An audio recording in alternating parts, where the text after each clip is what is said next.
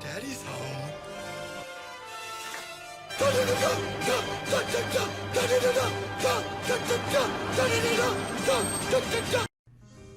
Hey kids, someone told me that the boys were back in town, so I'm back from buying cigarettes. All the legendaries are in the game again, so I don't have to just use Bunglepuss and Gubbigans and Gort anymore. I can just use the good, ugly Pokemon that actually learn moves and can actually kill Teleport Clefable. This is the literal first team I made for Crown Tundra meta. I built it around Scarf Spectrier as the win condition because it only learns one good move, and I am a simpleton, and what I desperately need is a Pokemon that offers me success without also asking that I operate on a deeper intellectual level than a fucking snapping turtle. Choice Band Regieleki is supposed to lure Hippowdon and Zygarde and Blissey and Click Explosion, but in practice I usually just kept it alive for way longer than I needed to because I successfully convinced myself that the panacea I needed for Blaziken and Pheromosa and Kyurem and all the other 400 Horsemen of the Apocalypse in the tier right now was Regieleki's flaccid extreme speed, but I should have just quit playing like a little baby boy and actually gone for the clip. I also definitely should have just gotten rid of Wild Charge, and hence any temptation to ever click an electric move with Regieleki, because no one ever lets you do that. Mandibuzz and Heatran are a quote-unquote defensive backbone in this meta, in the same sense that me flipping items on TF2 trading websites in the biology lecture hall was me quote-unquote going to college. But they do the best they can. Alright, they try. Notably, Mandibuzz gives me a better than 50% chance of not losing to other Scarf Spectrier, and Magma Storm Heatran is a cute way to get rid of Toxapex and Blissey, and sometimes Clefable if they don't have Teleport, and also you're a truly epic gamer that drank enough bang energies to hit 7 Magma Storms in a row. Specs Infiltrator Dragapult, because between Heatran and Regieleki, Zygarde has 1,000 arrows and 1,000 fucking opportunities to click Substitute. And Mamoswine is rocks and an electric immunity and an unbelievably alpha way to check both of the broken dragons, Kyurem and Zygarde. Icicle Spear over Icicle Crash because I will not lose to Subglare Zygarde. If I do, I know I'm gonna just quit playing this game and go back to playing Civ 6 for 12 hours a day. Also, Chad Pokemon actually hit their Icicle Spears. The Virgin Kyurem hits 2s and 3s, but you already know that the Chad Mamoswine is going to hit 4 or 5 before you even mash go. Ready, go! So this was definitely the first game I played after switching Life Orb to Never Melt Ice on half Mastodon, and my reward from that was this 1% HP Landorus completely edging me. Hard switch into Dragapult here because I thought he was probably going into Ferrothorn, but it also covered him just earthquaking me.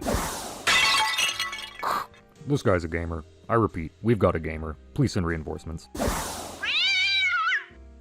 The scariest thing this guy could have done after I killed the Lando was bring in Kyurem, because I 100% was not trying to hit 2 more Fire Blasts. I definitely would have just switched into half Mastodon, and then started looking for the nearest tequila bottle.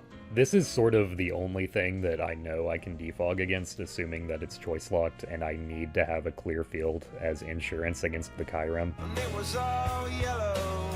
So I managed to land the forbidden combo of defog, evasion drop into Fire Blast, and this guy thinks that he's lined up a pretty lucrative business opportunity, but psych, it was actually like a fucking essential oils MLM, and it takes everything from him.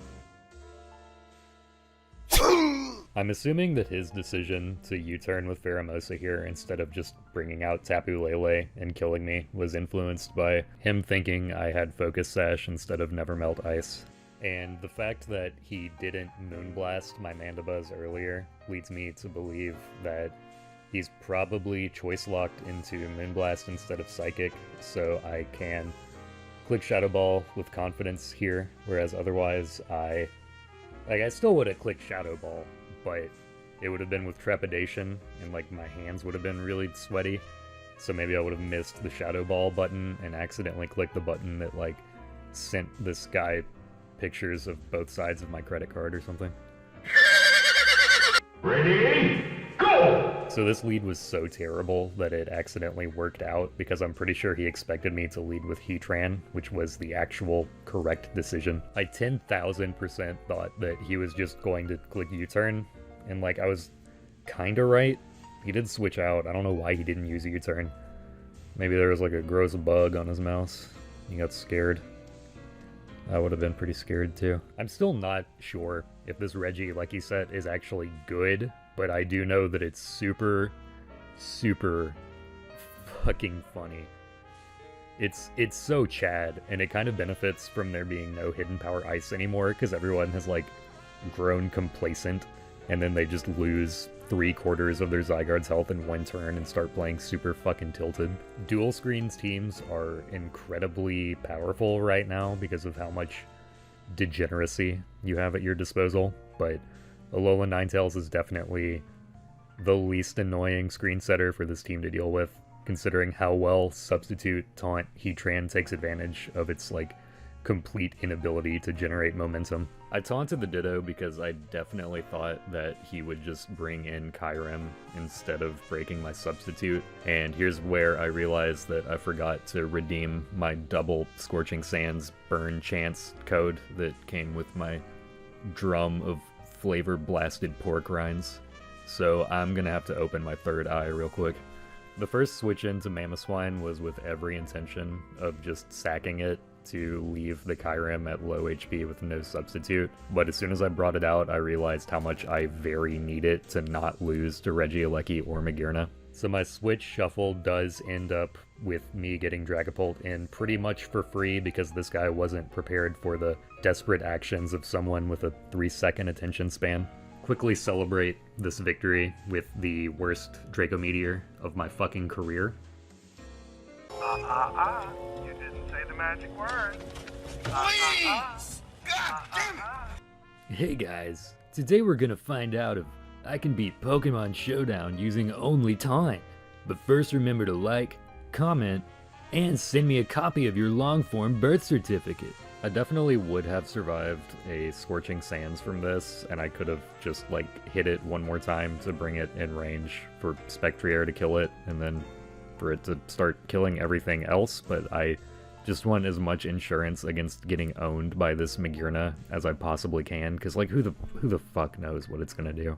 I'm willing to sack Mandibuzz here if it means that the Kyurem isn't able to get a substitute or a Dragon Dance, because if his Ditto does turn into Spectrier, I don't really need it to switch into that, because it should be in range for half Mastodon to just kill it with Ice Shard. And honestly, it would have been better for me to just die to this Icicle Spear, because it would mean that the Magearna doesn't get a free chance to set up afterwards. I'm pretty sure I would have lost if this was Shift Gear weakness policy, by the way. That was definitely the best play this guy made all game. I want to kiss Mamoswine too. I want to kiss him right on his little nose. It's actually the best Pokemon I've ever used. This guy forfeits, but the rest of the battle would have gone like, I switch into Mandibuzz to sack it, go into Spectrier, use Shadow Ball to kill the Regieleki, he wins the speed tie with Ditto, but then I shard it with Mamoswine, and then I move to Oregon and start smoking crack